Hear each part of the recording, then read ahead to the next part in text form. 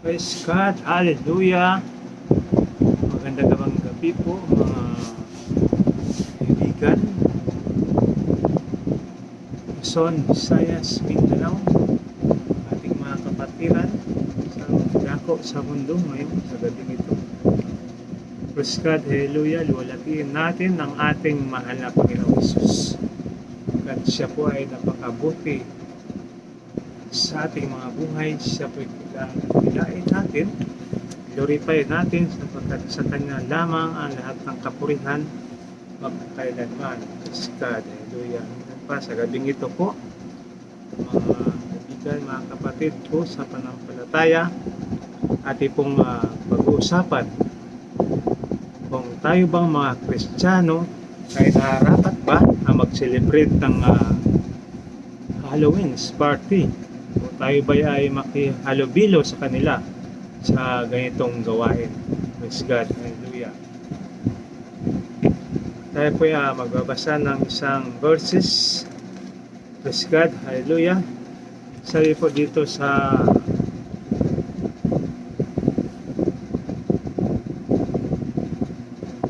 Deuteronomio 12 verse 29 hanggang 32 ang basahin. Deuteronomio, meron kayong mga Bible ang basahin ating verse.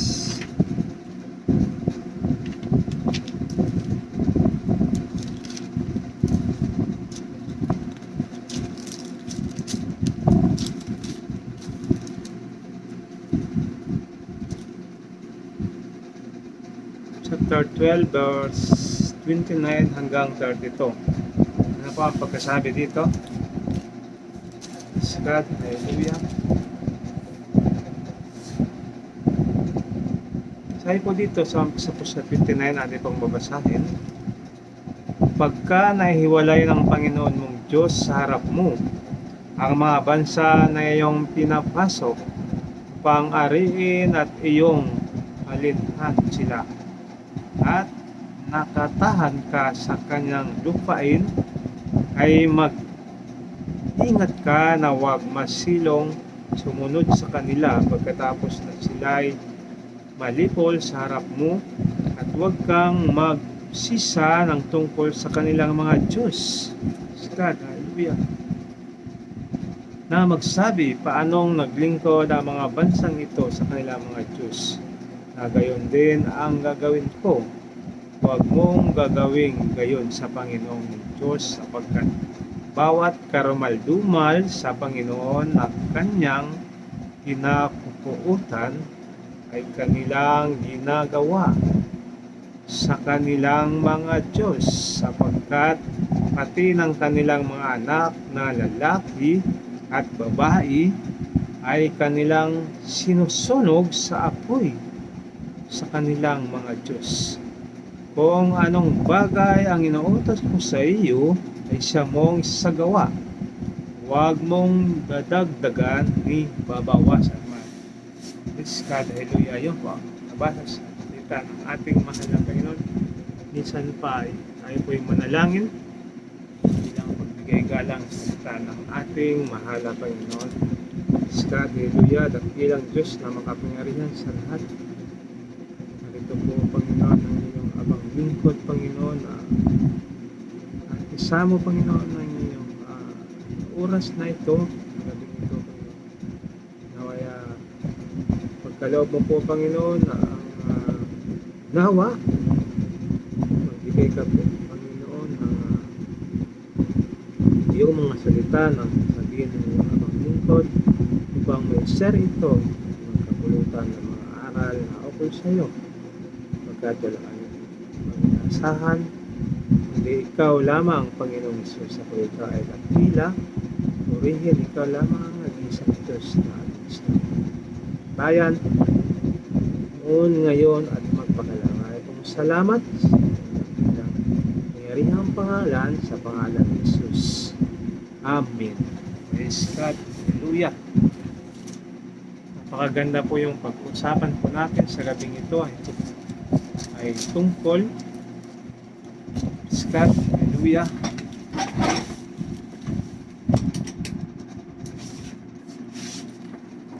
Tungkol po sa kanyang mga salita na napakahalaga na ating mga alaman, tayo pa ay nararapat na makipag-celebrate sa tinatawag na Halloween party o pakisalamuha ng mga bagay na makamundo. Praise God, hallelujah.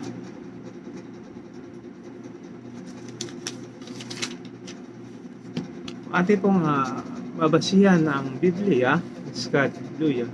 Ito pong November 1, ate pong susumahin. Ito pong November 1, ito po ay traditional na mga ginagawa ng mga Pilipino, praise God, hallelujah. Sapagkat ito po ang sabi nga nila, ito raw ay Saint Day, kumbaga araw ng mga banal. Ang November 2 naman ay All Souls Day na tinatawag na nagpo-focus po ang mga tao, yung mga banal, sa panalangin sa mga patay. Ito ba'y nauukol sa Biblia? Ito ba'y binanggit ng ating mga apostol ay tinuro ng ating mahal na Panginoong Hesus? Never. Hindi po ito na sulat sa Biblia. Praise God. Hallelujah. Bagkos yung mga pitsa na na-establish ng mga Catholic Church, praise God, hallelujah, sa noong 8th century. Sino po ang nagtatag? Si Pope Gregory III. Siya po ang nagdedicate nito noong November 1 na tinatawag na All Saints Day, araw ng mga banal, na tinatag noong 731 AD, after the death of Christ. Praise God. Gawin din ng October 31 na tinatawag na All Halloweens evening. Ito sa gabi po, tinatawag na ng mga Ancient Celtics Pagans Festival of Samhain. Praise God, hallelujah. Na ito raw ay katapusan ng harvest ng mga believer sa mga buhay at mga patay. Praise God, hallelujah. Kaya ito po ay kanilang, praise God, hallelujah, is ay kanilang ritual kung saan ritual lang mga espiritu. Gawin din sa mga apoy na mayroon silang mga costume. Praise God, hallelujah.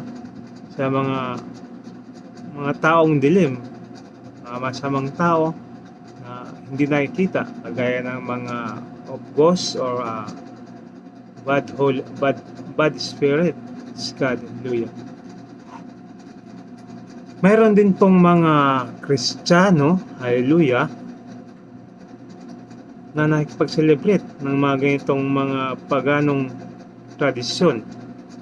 Ngunit sa Biblia po ay hindi po ito sinuportahan.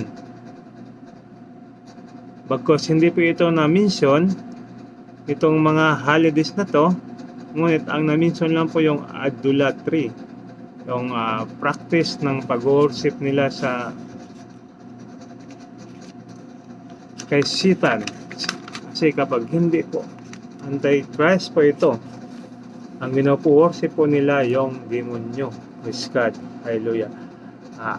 According sa Biblia, ito po ay winawarningan po tayo against sa ganitong gawain. Ito po tinatawag na pagans, customs, compromise. Kapag tayo po ay nakipagkompromiso sa ganitong gawain, tayo ay maaring ati pong pinapaluguran ang tiyablo.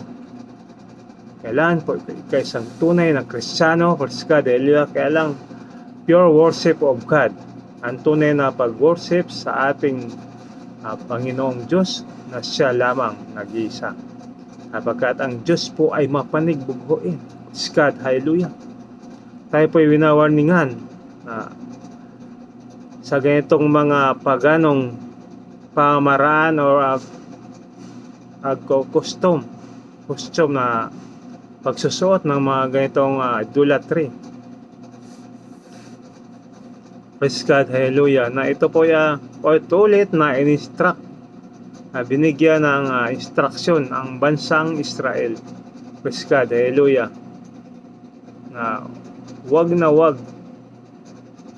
sumamba sa ibang Diyos maliban sa ating Panginoong Diyos lamang.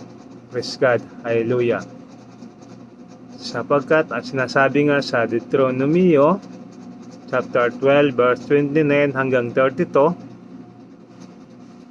na wag magtanong sa mga bansang kanilang nilupig o kanilang natalo kung anong dahilan o kung sino ang kanilang Diyos na kanilang sinasamba. Praise God, hallelujah. Kasi na halimbawa po nito yung mga espiritu ng mga patay, ng mga practices na kailang ginagawa, na ito yung sinatawag na samhain practices, na sumasamba sila sa mga espiritu at gawin din sa nagipagsabuatan sa mga patay. Praise God, hallelujah. Ulit po itong itunutos sa mga Israel, ating mahal na Panginoong Hesus, na kailangan wag po silang mga tuto. Kapag sabi nga po sa Jeremiah, ating pong bubuksan, praise God, hallelujah. Jeremiah, sa Jeremiah 10 po ang pagkasabi dito. Jeremiah 10 verse 2 hanggang 3. Ganito ang sabi ng Panginoon: huwag kayong matuto ng lakad ng mga bansa, at huwag kayong mga lupaypay sa tanda ng langit. Praise God, hallelujah. Sapagkat ang mga bansa ay nangang lupaypay sa mga yaon. Sa 3, ano sabi dito? Sapagkat ang mga kaugalian ng mga bayan ay walang kabuluhan, sapagkat may pumuputol ng punong kahoy sa gubat na siyang gawa ng mga kamay ng mga manggagawa sa pamamagitan ng palakol. Sino po ito? Ito po yung ang mga manglililok na gumagawa ng tinuturing nilang Diyos. Gumagawa sila ng mga ibang ori ng mukha na galing sa punong kahoy, na kanilang pinipigurahan ng mata, ilong. Ngunit ang mga ito ay hindi kinasihan ng ating mahal na Panginoon, sapagkat ito po ay karumal-dumal sa harapan ng ating mahal na Panginoon. Sabi niya po sa Deuteronomio 6:4 na huwag kayong magkaroon ng ibang Diyos maliban sa akin, sapagkat ang Diyos po natin na tunay na Diyos ay isang Diyos ng mapanigubuin. Nainibugo po ang ating mahal na Panginoon. Praise God, hallelujah. Kaya huwag tayong gumawa ng ating sariling stance na manibog po ang ating mahal na Panginoon. Praise God, hallelujah. Sapagkat ito ay pinatunayan po sa New Testament, sa Bagong Tipan, na tayo po ay ginaguide ng ating mahal na Panginoon na tayo umiwas sa mga makabundong gawain o tradisyon na sumasamba sa mga Diyos at tinuturing nilang Diyos na mula sa punong kahoy na nililok na gawa mula sa tao. Praise God, hallelujah. Hindi po natin masisi yung mga taong yon, sapagkat yun po ang kailang negosyo upang kumita, upang mabuhay, sapagkat hindi po nila alam ang mga bagay na yon. Subalit kapag kailang nalaman na ito at hindi nila ginagawa, ito'y kasalanan. Ang sabi nga sa James, kapag sa nakaalam ng mabuti ngunit hindi ginagawa, ito'y kasalanan. Kasalanan po yun sa ating mahal na Panginoon. Kapag nalaman mo na yung mabuti, anong dapat gawin kaukol sa ating mahal na Panginoon at ginagawa mo pa rin, ito yung napakalaking kasalanan sa harapan. Ito ikaw ay mananagot pagdating ng paghukom. Praise God, hallelujah. Maraming Christian na nag-reject sa Roman tradisyon. Praise God, hallelujah. Sapagkat ito ay kontradiksyon sa ating Panginoong Hesukristo na mga turo. Kailangan tayo po yung magkaroon ng spiritual freedom. Magkaroon tayo ng spiritual na kalayaan.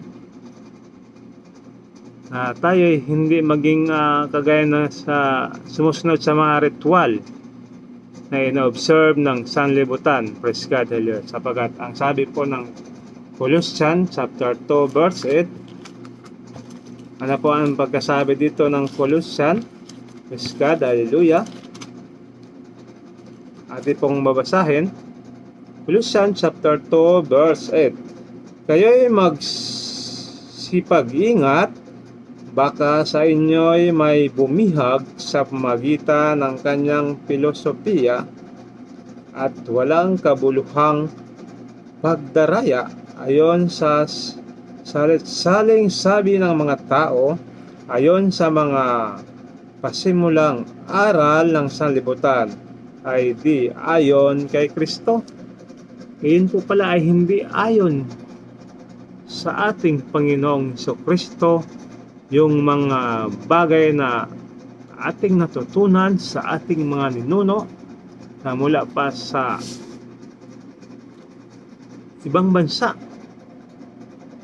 Kagaya lang ng mga nagtuturo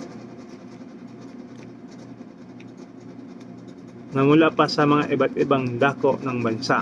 Nagturo sila ng mga tradisyon. Sila po ang nagturo ng mga larong kagaya ng sabong, diba?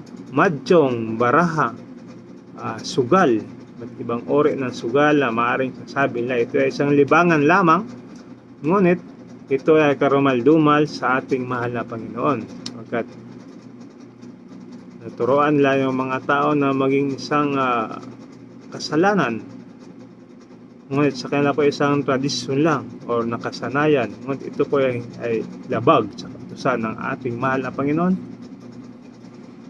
Kailangan huwag po tayong magaya dito, pagkat tayo po ay malaya na sa sanglibutan, sapagkat ay pinalaya na ng ating mahal na Panginoon sa ating mga kasalanan noong mga araw na nagdaan. Praise God, hallelujah. Kaya lagi pong si Apostol Pablo ay laging nagpaalala, praise God, sa bawat isa sa atin, lalo po sa mga Kristiyano. Praise God, hallelujah. Pagkat sabi niya po sa 1 Corinthians chapter 10 verse 14, sabi niya po, kaya mga minamahal ko, magsitakas kayo sa pagsamba sa Diyos-Diyusan. Ayan po ang sabi ating Apostol Pablo, na magsitakas po tayo sa mga Diyos-Diyusan. Sa 20, ang sabi niya pa, subalit sinasabi ko na ang mga bagay na inihahain ng mga hintil ay kanilang inihahain sa mga demonyo. Pala yung mga tradisyon ng ganito, mga kaibigan ko at mga kapatid ko sa pananampalataya, ito pa inihahain sa mga demonyo, sabi ni Apostol Pablo, at hindi sa Diyos. Praise God, hello. At hindi ko ibig na kayo'y magkaroon ng pagkipagkaisa sa mga demonyo. 21, hindi ninyo may inuman ang saraw ng Panginoon at ang saraw ng mga demonyo. Kayo'y hindi maaaring makisalo sa dulang ng Panginoon at sa dulang ng mga demonyo. Ito pala mga tradisyon nito mga kapatid ko at mga kaibigan. Ito pala hindi na ayon sa ating mahal na Panginoon. Sa sinabi po dito, pinapaluguran mo pala dito ang demonyo, at ikaw ay nagkaroon ng pakikipag-isa sa demonyo at hindi sa Diyos. Kaya ang Diyos lang lamang po ang ating palulukuran, sapagkat siya po ang nag-iisang Diyos na mapanigbugbuin, ang may likas sa atin, ang nagbigay sa atin ng buhay. Praise God, hallelujah. Ngunit ang demonyo ay isang sumasalansang sa gawain ng ating mahal na Panginoon, sapagkat gusto po niyang agawin at gusto niyang maghari din. Ayaw niya na matiling alipin ng ating mahal na Panginoon. Ngunit tayong mga tunay na Kristiyano, patuloy tayo na matiling alipin ng ating mahal na Panginoon, sapagkat tayo po ay binigyan ng buhay sa magitan ng butas ng ating mga ilong at nagkaroon tayo ng kaluluwang may buhay. Praise God, hallelujah. So, narapat lamang na pasalamatan ng ating mahal na Panginoon kung paano tayo naging alipin. Isang alipin ay tunay na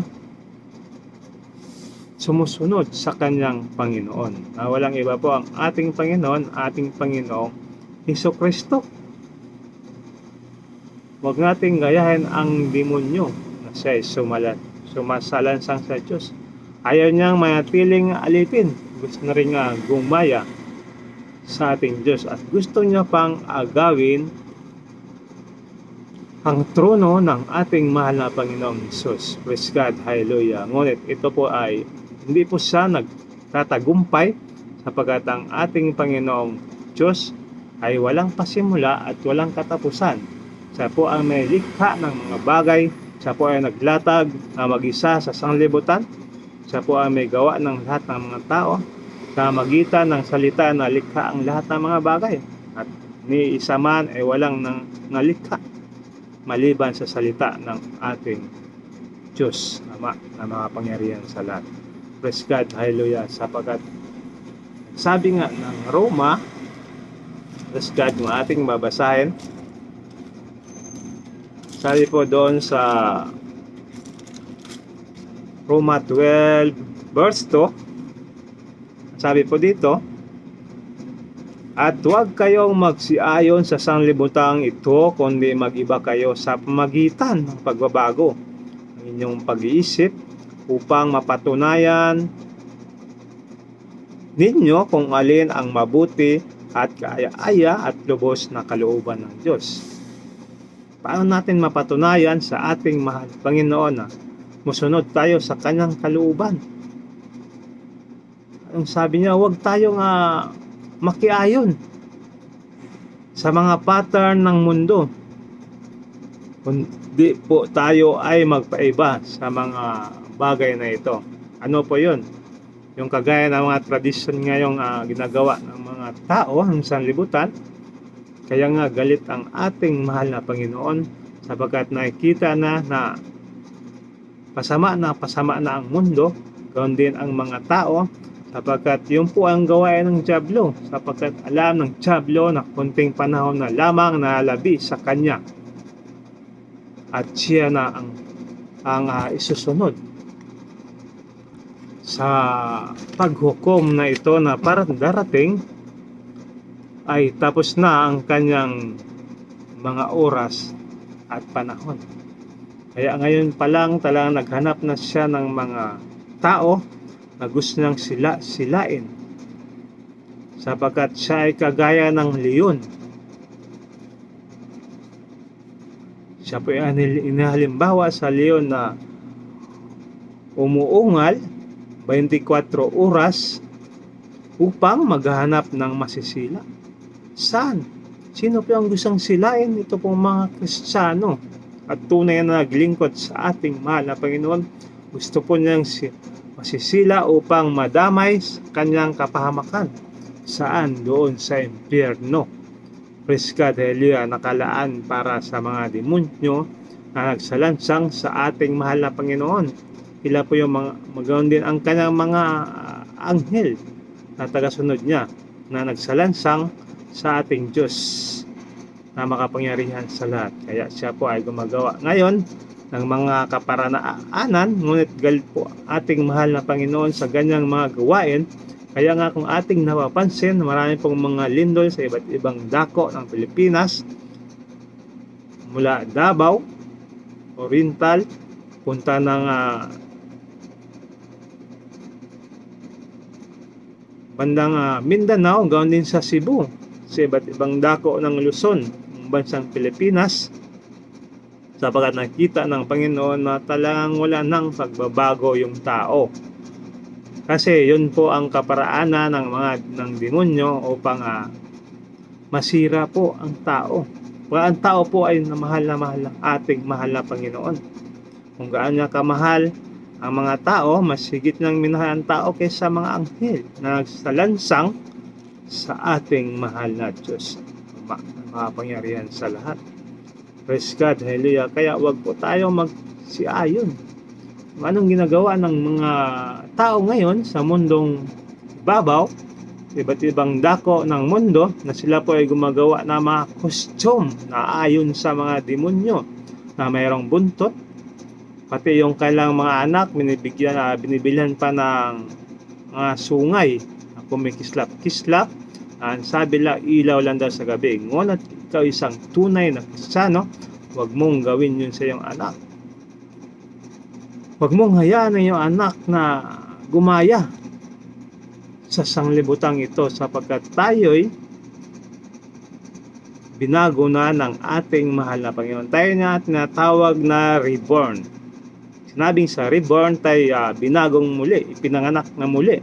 Sabi nga ni Nicodemo, Panginoon, paano pang maipanganak na muli at ako'y matanda na? Ako ba'y papasok uli sa napunan ng aking ina at ipanganak uli? Ang sabi ng Panginoon, nasa magitan po ng bautismo, tayo'y ipinganak muli sa Espiritu. Kapag tayo po ay nabautismuhan, tayo magiging new creation. Panibagong muli. Ang dating mga bagay ay nagsilipas na. At tayo pawang maging bago. Bago na po lahat. Kapag ikaw ay nagsisi, nagbalik loob sa ating mahal na Panginoon, ang dating mga bagay ay nagsilipas na. Kaya kapag ikaw ay binago na ng ating mahal na Panginoon, ikaw na natawag na Kristiyano,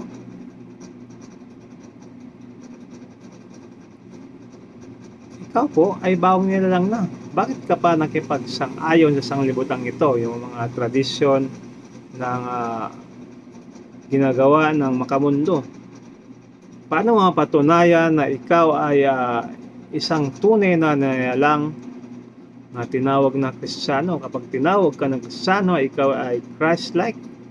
Binagong muli ka na ng ating mahal na Panginoon. Praise God, hallelujah. Kaya huwag pong gayahin natin ang sanlibutang ito. Sila po ay pasama ng pasama. Ngunit tayo, paano naging silang pasama ng pasama? Tayo patuloy na maglingkod sa ating mahal na Panginoon upang ang ating mahal na Panginoon ay malugod naman sa kanyang mga lingkod. Sapagkat yung anong mga salita na ating binatawan ngayon, dito ngayon, gawin din sa panahon ng paghuhukom. Yun po ang sabihin ng ating mahal na Panginoon. Kung anong ginagawa mo sa lupa, ay gawin din ang sabihin doon ang sasabihin ng ating mahal na Panginoon. Sapagkat lahat ng mga gawa mo ay sasubmit natin, subjected sa ating mahal na Panginoon. Ang sabi nga sa Galatia chapter 5 verse 19 hanggang 21, sabi po dito, at hayag ang mga gawa ng laman. Sa makatuwid ay ang mga ito, pakikiapid, karumihan, kalibugan, pagsamba sa Diyos-Diyusan, pangkukulam, mga pagtataniman, mga pagtatalo, mga paninibugho, mga pagkakaalitan, mga pagkakampi-kampi, mga pagkakabahabahagi at hidwaang panampalataya, mga kapanaghilian, mga paglalasing, mga kalayawan, at ang mga katulad nito'y tungkol sa mga bagay na ito ay aking ipinagpapaunang ipaalala sa inyo tulad sa aking pagpaalala ng una sa inyo. At ang mga nagsasagawa ng gayong mga bagay ay hindi magsipagmana ng kaharian ng Diyos. Praise God, hallelujah. Hindi pala tayo magsipagmana kapag ito ating ginagawa. Kaya ng mga tradisyon ng sanlibutan ito, na sila ay patuloy na bagkos alam na nila ang katotohanan, sila po ay binulag ng Diyos ng sanlibutan ito. Sino ba ang Diyos ng sanlibutan ito? Yun po ang Diablo na kailan may isang mamamatay tao simula pa ng una. Bagkus siya po yung naniwala sa isang Diyos, ngunit hindi niya ginagawa ang mabuti. Marami po ngayon nakakilala sa ating mahal na Panginoong Diyos. Sabi nga, ay hindi na ako magsamba. Kilala ko naman ang mayroong Diyos sa aking puso. Kaya dito na lang ako sa bahay.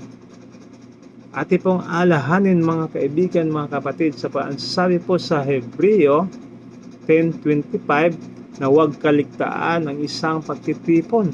Ano po yun? Yun po yung tinatawag na pagsamba sa bahay-sambahan, sa templo na gawa ng tao. Bagkos ang Diyos po ay hindi anahan sa gawa ng tao, ngunit sa ating mga puso, tayo po ay ginawang templo ng ating mahal na Panginoong Hesus. Sabi niya sa Korinto na hindi niyo ba nalaman na kayo ang templo? Tayo po ay ginawang templo ng ating mahal na Panginoon. Tayo, buksan natin ang ating mga puso, gaano man kalaki ang Panginoong Diyos ay kayang pumasok sa ating puso. Kung tayo nakahanda na siya ay papasokin. Praise God, hallelujah. Kaya, praise God, matili po tayo sa mga bagay na naayon sa kalooban ng ating mahal na Panginoon. Kaya huwag na po natin gawin yung mga bagay na hindi na hayag sa gawa ng laman. Itong mga karumihan, pagsamba sa mga Diyos-Diyusan, Hallelujah, ngayong January 9, napakarami po yan, sa Black Nazarene. Ating pansinin, sabi nga sa hula, mayroong manghuhula na India na sabi magkaroon ng malaking lindol, malakas na lindol sa mga araw na yan, January 9 sa Black Nazarene. Kaya mag-ingat po tayo mga kaibigan sa mga araw na yan. Kayo po ay magbalik loob na sa ating mahal na Panginoong Hesus. Kapag naabutan ka po ng lindol sa panahong iyan, nariyan ka na sumasama sa Black Nazarene na tinatawag na tradisyon ng mga tao, hindi na ayon sa kalooban ng ating mahal na Panginoon, ay maaari ka pong abutan yan, malas ka, sapagkat hindi ka iligtas ng iyong Diyos sa mga oras na yon. Ngunit kung ang sinasamba mong Diyos, totoong Diyos, na walang iba ang ating Panginoong Hesus, ay maaaring iligtas ka niya. Sapagkat ang sabi nga sa Acts 4:12, na walang ibang pangalan sa silong ng langit na sukat na iyong ikaligtas. Sino po yun? Ang ating mahal na Panginoon. Banggitin mo lang ang ating pangalan ng ating mahal na Panginoon na iyong tunay na Diyos na sinasamba, ay ikaw ay manaligtas. Ngunit kung ikaw ay nasamba mo yung Black Nazarene na yan sa January 9, maaaring mapahamak ka kapag ikaw ay sumama doon. Kaya mag-ingat po tayo. Imbis na tayo sumama doon, tayo po ay pumasok sa templo, sa bahay ng sambahan ng ating mahal na Panginoon, upang doon po ay magkaroon tayo ng kaligtasan sa ating mga kaluluwa. Praise God, hallelujah. Sapagkat tayo po mga Kristiyano, mayroon na po tayong malaya na po tayo. Malaya na tayo sa mga bagay sa tradisyon ng sanlibutan ito, sapagkat dyan po ay hindi na natin ginagawa. Subalit sa Bible ay hindi man natin mabasa ang ganong specific holidays, ngunit ni-emphasize po sa atin na tayo ay malaya na sa ganong mga bagay. As long as na-glorify natin ang ating mahal na Panginoon at naiwasan natin ang mga kasalanan. Praise God. Hallelujah.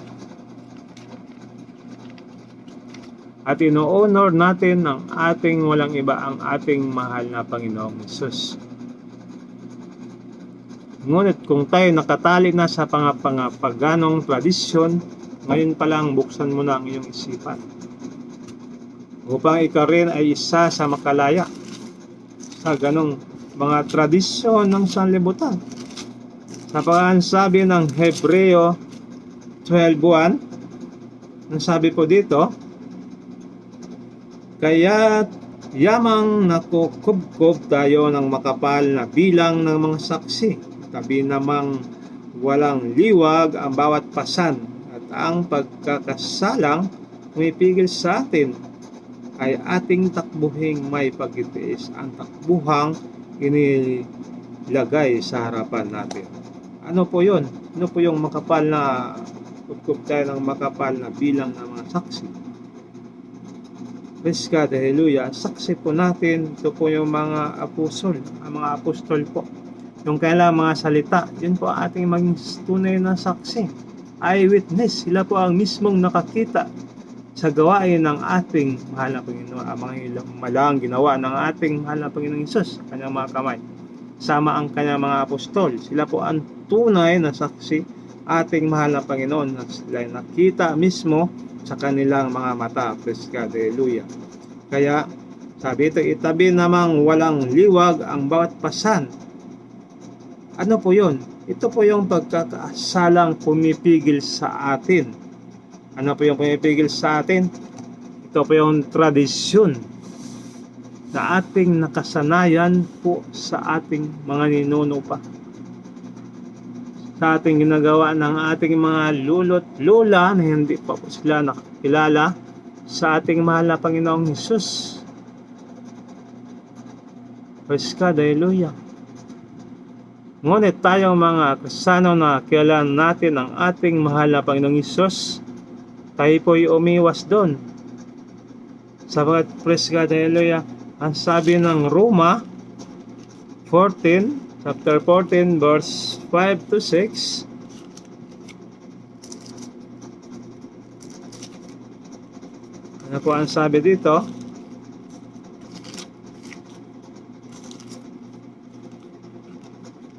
Chapter 14, verse 5 to 6. May nagmamahal sa isang araw ng higit kaysa iba. May iba nagmamahal sa bawat araw, bawat isa ay magtibay sa kanyang sariling pag-iisip. Mayroon palang nagmamahal. Kailan ang ating pag-iisip, kung tayo tunay na Kristiyano na kilala ang ating mahal na Panginoon, tayo po umiwas na po sa ganong pag-iisip. Praise God, hallelujah. Taba ating kundi pag-iisip na mula sa ating mahal na Panginoon. Sabi ang Jeremiah 29 verse 11, ang pag-iisip mo aking naalaman, ang pag-iisip ng tao ay alam ng ating mahal na Panginoon, ngunit ang pag-iisip ng Diyos ay hindi po natin naalaman. Lahat po ang ating ginagawa, alam po ng ating mahal na Panginoong Hesus. Ang nagmamahal sa araw ay minamahal ito sa Panginoon. At ang kumakain sa Panginoon sapagkat siya ay nagpasalamat sa Diyos, at ang hindi kumakain ay hindi kumakain sa Panginoon na salamat sa Diyos. Kaya swerte po tayong mga Kristiyano, kilala natin ang ating mahal na Panginoon. Kaya ikaw, kaibigan, ngayon pa lang, ngayon ang nakilala ang ating mahal na Panginoon, ay paluguran mo, mahal na Panginoon. Hindi yung patuloy ka dyan na naumuhay sa tradisyon na gawa ng tao. Yan po ay hindi kalugod-lugod sa harapan ng ating mahal na Panginoong Hesus. Praise God, hallelujah, na tayo maging tunay na pagkatiwalaan ng ating mahal na Panginoong Hesus. Tayong mga Kristiyano ay lumayo na sa ganong mga bagay. Praise God, hallelujah, sapagkat pinapalayo po tayo ng ating mahal na Panginoong Hesus, maging ang mga Israelita na kela at bantog. Kung ating basihan sa Biblia, sila po ang bantog na bansa. sa panahon ng mga lumang tipan. Sabi po sa Deuteronomio, ating basahin doon, Deuteronomio 12 verse 30 to 31. Ano pong sabi dito? At mag-ingat ka na huwag masilong sumunod sa kanila pagkatapos na sila'y malipol sa harap mo, at huwag kang mag-usisa ng tungkol sa kanilang mga Diyos na magsabi, paanong naglingkod ang mga bansang ito sa kanilang mga Diyos, na gayon din ang gagawin ko.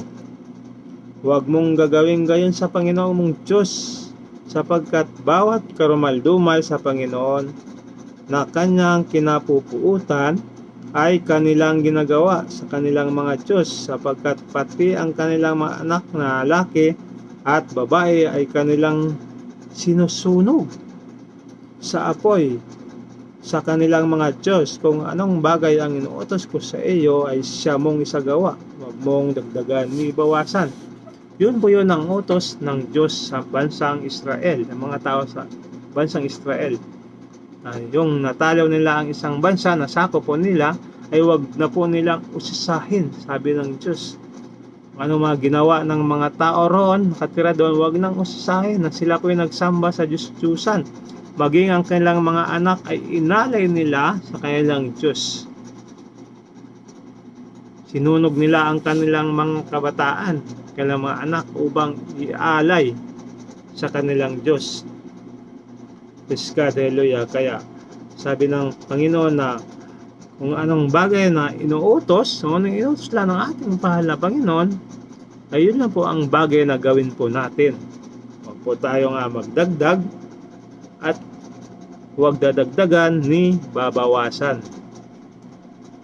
Praise God, hallelujah. Yun po ang utos ng ating mahal na Panginoon, na maging lumayo po tayo, magsiparit po tayo sa ganong mga bagay.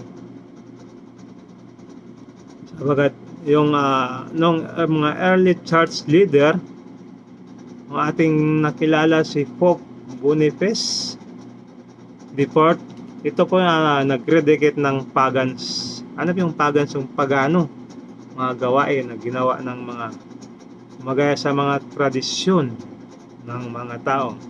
Kaya kapag ikaw nagkilala mo na ang ating mahal na Panginoon, lumayo ka rin naman sa ganong mga bagay.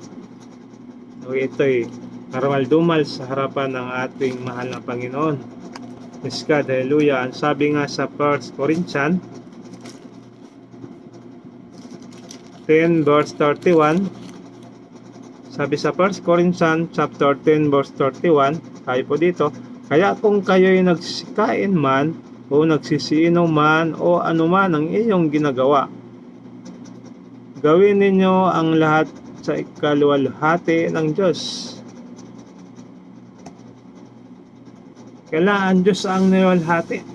Ngunit kung ang mga bagay na ginagawa mo ngayon, kagaya ng sanlibutan ito, ay pinapaluguran nila ang dyablo, sila po yung nagkaroon ng pinaka-the best costume around the world. Na mayroong sungay, mayroong buntot, maging ang kanilang kabataan, mayroong mga uling, mukha, parang ginawang mga ghost. Diba?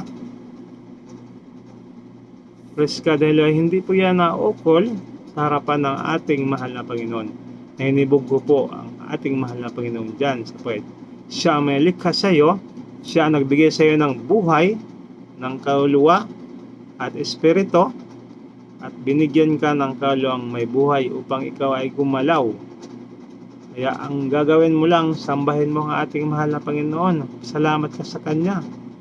Kapagkat kung wala ang ating mahal na Diyos, hindi ka nagkaroon ng buhay, wala ka sa mundong ito. Ngunit nung ikaw binigyan ng Diyos ng buhay, hiningahan ang butas ng iyong ilong, at ikaw nagkaroon ng kaluluwang may buhay. Ngunit ang sinamba mo, ang nilikha. Praise God, hallelujah. Sinamba mo yung mga nilikha ng tao. Ano po yun? Ito yung mga galing sa kahoy, sa bato, na pinigura na inilarawan na yun ang mukha ng ating mahal na Panginoong Hesus. Praise God, hallelujah. Hindi po yun nahulugod ang ating mahal na Panginoon doon. Yun po sabi ng ating mahal na Panginoon, yun po ay karumal-dumal harapan ng ating mahal na Panginoon. Sayang yung buhay na pinagkaloob sa iyo kung hindi mo siya sinasamba ng tunay na pagsamba sa toong Diyos na walang iba, ng ating Panginoong Jesucristo na mula pa ng una, na siya ang kahapon, ngayon at magpakailanman. Sabi sa Hebreo 13:8, siya ang Alpha at Omega, ang una at huli, ang walang katapusan, ang walang pagbabago, magpakailanman siya nawa. Praise God, hallelujah. Na kailan against tayo doon sa darkness, sa gawa ng kadiliman. Sabi nga sa Ephesians chapter 5 verse 11, sabi dito, Ephesians chapter 5 verse 11, at huwag kayong makibahagi sa mga walang mapapakinabang na gawa ng kadiliman, kundi bagkos inyong sawatain. Huwag tayong makibahagi doon sa walang mapakinabang na gawa ng kadiliman, kundi bagkos iyong sawatain. Kailangan at itong agis tayo doon. Sa tradisyon ng sanglibutang ito, agis po tayo na ginagawa ng tradisyon ng November 1, All Saints Day, or November 2, All Souls Day, na yung mga patay ay bumabalik. Praise God, hallelujah. Wala na pong patay na bumabalik. Bagi ang kalang kaluwa ay wala na ang kalang mga laala, sapagkat patay na ang kalang espiritu ay inilaan na lang sa paghuhukom. Kaya kung bakit sa paghuhukom ng Ginoong Hesus, andun yung kaluluwa nila, doon po tayo harap, sapagkat kapag namatay po tayo, hindi po ibig sabihin na yun na po ay end ng ating end ng paghukom ng ating buhay. Hindi po. Ang nag-end, natapos lang po doon ang ating katawang lupa na napunta sa sementeryo. Ngunit ang ating kaluluwa ay nag-aantay po ng paghukom. Saan? Sa paghukom ng ating mahal na Panginoon. Praise God, hallelujah. Kaya nga ang Sodoma at Gomora ay talagang sinunog.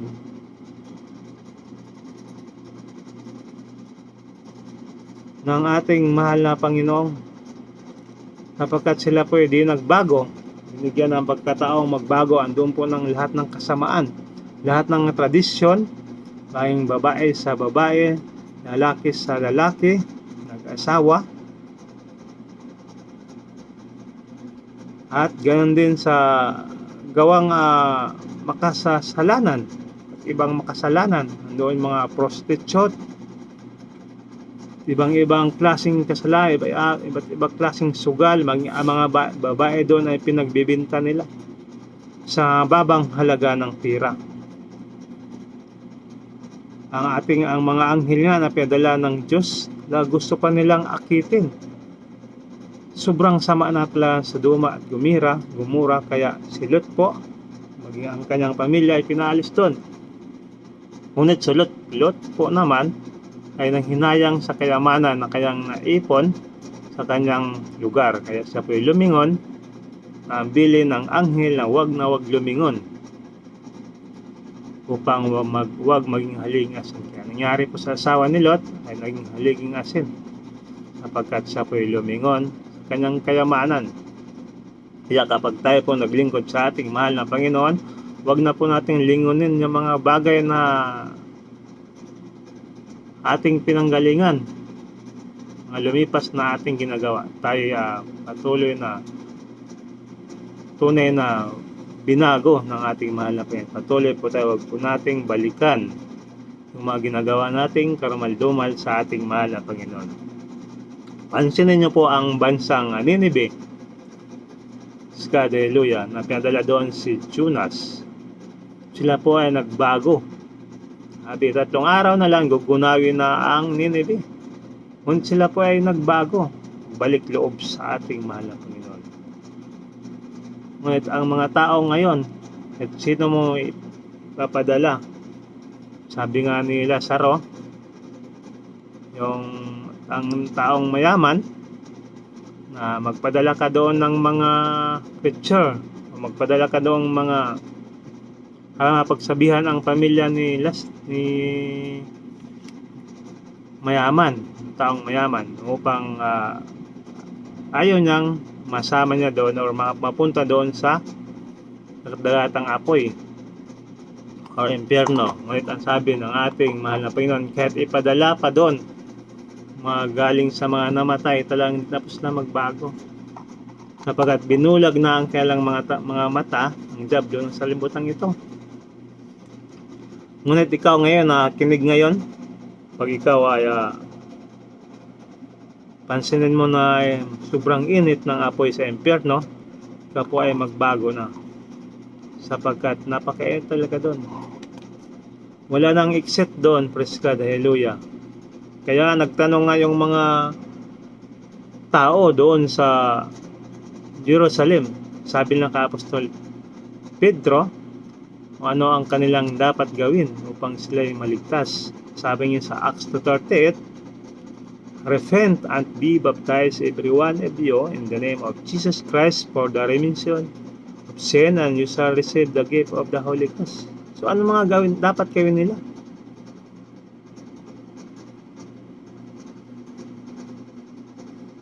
Sabi ni Apostol Pedro, magsisi kayo at humingi ng kapatawaran sa inyong kasalanan at magpabautismo sa pangalan ng ating mahal na Panginoong Jesucristo. Hindi yung bautismo sa Ama, Anak, Espiritu Santo, kundi bautismo sa pangalan ni Jesucristo, sapagkat doon po yung tunay na kaligtasan. Kapag ang bautismo mo po ay sa pangalan ng Ama, Anak, Espiritu Santo, wala pong kaligtasan doon, sapagkat yun po ay titulo lang ng ating mahal na Panginoon Hesus, sapagkat ang ating mga apostol ay nagbautismo sa pangalan lang ng ating mahal na Panginoong Hesus. Gusto magkaroon ng tunay na kaligtasan, hindi po sa bautismo ng Father, Son, and Holy Ghost, kundi baptism of Jesus in the name of Jesus Christ. Ando po ang tunay na kaligtasan. Praise God, hallelujah. Sapagkat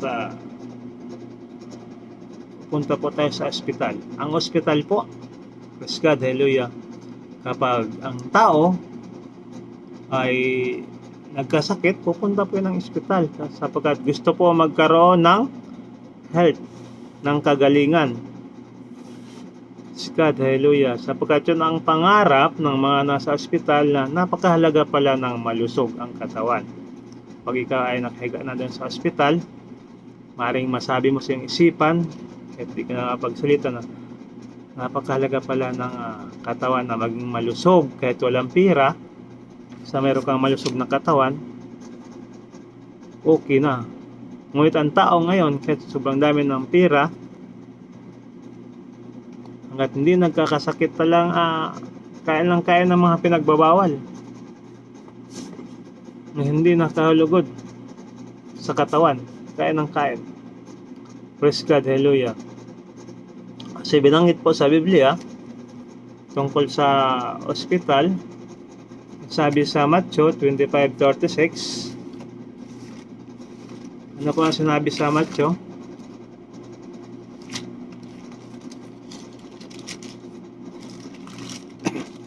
(25:26) 25:36. Ano po ang sabi dito? Matthew, naging hubad at inyo akong pinaramtan. Ako'y nagkasakit at inyo akong dinalaw. Ako'y nabilanggo at inyo akong pinaroroonan.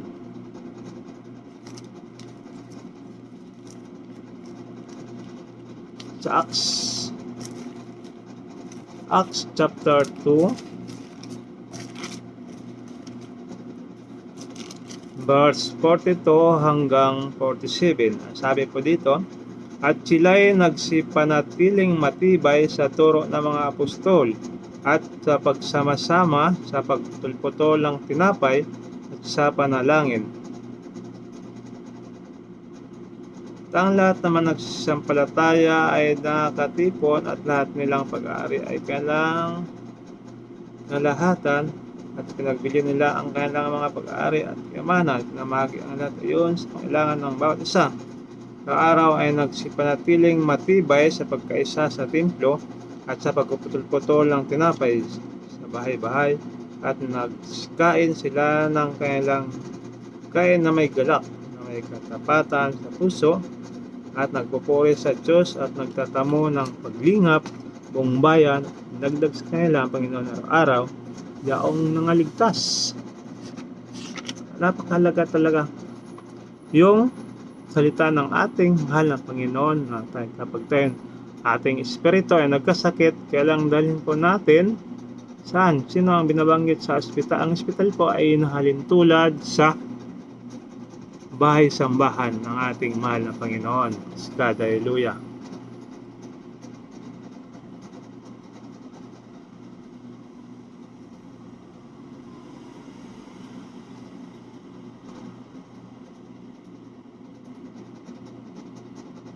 Sapagkat kapag espiritu po natin ay nagkasakit, kailangan pumunta po tayo sa ospital, sa church,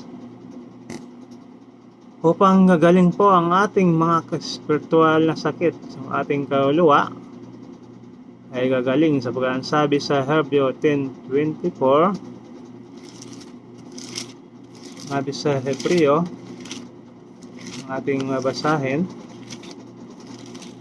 Hebreo 10:24, sabi po dito, at tayo'y nang nagtinginan upang tayo'y mga udyok sa pag-iibigan at mabuting gawa. Ito po yung mabuting gawa sa kalooban ng ating mahal na Panginoon na huwag nating pabayaan ating pagtitipo na gaya ng ugali ng iba, kundi mga kaaralan sa isa at lalo na kung inyong namalas na malapit na ang araw. Praise God, hallelujah. Talagang napakalapit na po ng araw.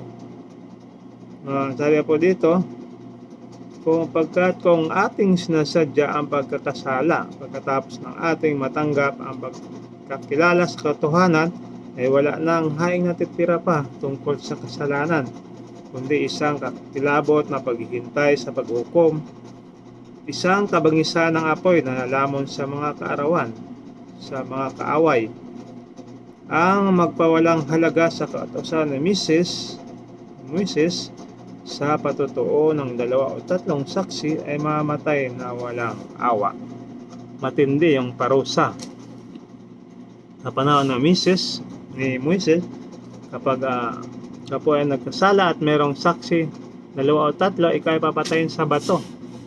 Ngunit sa ating mahal na Panginoon sa ngayon, sa batas sa grasya po tayo, talagang tayo po ay mapatawad ating mahal na Panginoong Hesus, gaya ng ginawa ng babae na kasala. Siya po isang babaeng prostitute. Sala, tinala sa harapan ng ating mahal na Panginoon na sapagkat ang batas po noon kay Moises, dala-dala na batas na Moises ng mga Hudiyo, pare sa eskriba na kapag nagkasala isang babae, yan ang prostitute ay papatayin magitan ng pagbato. Ngunit sabi ng ating mahal na Panginoon, kung sino ang walang sala, siya ang unang bumato. Ngunit yung mga tao po doon, sa pakarami ng tao, walang bumato at unti-unti po silang umalis. At nagsulat ang ating mahal na Panginoong Diyos sa lupa, at paglingon niya, wala na pong mga tao, angat ng kanyang mga mata. Natawag na kung may bumato sa kanya. Wala man lang bumato kahit kumurot man lang. Ibig sabihin, ang mga taong yun talagang makasalanan. Sana. Ngunit ang sabi ng ating mahal na Panginoon, humayo ka at gawin mo ang narapat at magbago na. Dati mong gawa ay kaya kang patawarin ng ating mahal na Panginoong Hesus na tunay na nagbago. God, hallelujah. Kaya huwag po tayong matili ng ating mga spiritual kaluluwa. Ay kailangan, napakahalaga nito kapag isang tao ay nakulong, ang laging nasa isip niya ay kalayaan. Sabi nga sa English, freedom is more precious. Kapag ikaw ay nakakulong na, napakasakit isipin, lalo na yung mga nakakulong na walang kasalanan, na pagbintangan lang, lalo pa kung ikaw ay tunay na patunayan na ikaw ay nagkasala, na pangarap mo talagang makalaya. Ganoon din ang spiritual prison, nakakulong ka sa kasalanan. Yung kasalanan po, yun po ang minsan nakakulong po tayo dito. Mayroong mga Kristiyano nakakulong dito, naging Kristiyano na, ngunit patuloy pa rin ng gumagawa ng kasalanan. Kagaya ng gumagawa ng mga tradisyon ng sanlibutan ito, kaya sa manangyari ngayon sa mundo, number 1 ay talang nakakulong po sila sa tradisyon ng sanlibutan ito. Kaya ang sabi ng Roma chapter 7 verse 23, sabi po dito, "Datapwat nakikita ko ang ibang kautusan sa aking mga sangkap na nakipagbaka laban sa kautusan ng aking pag-iisip at nadala akong bihag sa ilalim ng kautusan ng kasalanan na nasa aking mga sangkap." 24, "Abang tao ako, sino ang magliligtas sa akin sa katawan nitong kamatayan?" Sabi sa 25, "Nagpapasalamat ako sa Diyos sa pamamagitan ni Jesucristo na Panginoon natin, kaya nga tunay kong ipinagilingkod ang aking pag-iisip sa kautusan ng Diyos, tapwat ang laman ay sa kautusan ng kasalanan." Yun ang binabanggit ng ating Apostol Pablo sa lugar na bansang Roma, na lagi niyang pinaalahanan ang bansang Roma, na kung saan nakita niya na andoon yung nakipagbaka laban sa kautusan ng pag-iisip na ginagawang bihag. Minsan itong tayong mga tao ay naging bihag, ngunit makilala natin ang ating mahal na Panginoon Hesus, siya ang tunay na Diyos at tagapagligtas sa ating mga buhay, kailangan paglingkuran naman natin siya ng tunay at tapat. Sabi nga ng ating leaders, bishop, na kung ikaw ay maglingkod sa ating mahal na Panginoon, ibigay mo na ang 100%, kasi sayang lang kung ikaw ay pabunjing-bunjing sa paglilingkod ng ating mahal na Panginoon. Ibigay mo na ang totoong paglilingkod. Pag nagtapat ka sa Panginoon, 100% ibigay mo na, upang ating mahal na Panginoon ay matutuwa naman sa iyo. Tunay kang naglilingkod sa Kanya tapat at totoo. Praise God, hallelujah, sapagkat ikaw ay nakakulong sa kasalanan, ngunit ikaw humingi ng kapatawaran sa ating mahal na Panginoon. Sabi nga ng 1 John chapter 1 verse 9, ako ang sabi dito, 1 John chapter 1 verse 9, "Kung ipinahayag natin ang ating mga kasalanan, ay tapat at banal siya na tayo patatawarin sa ating mga kasalanan at tayo lilinisin sa lahat ng kalikuan." Gaano man ang ating kasalanang mapula, kayang paputiin ng ating mahal na Panginoon na parang nibi, kapag tayo lamang ay tapat at banal at siya tayo patawarin, na tayo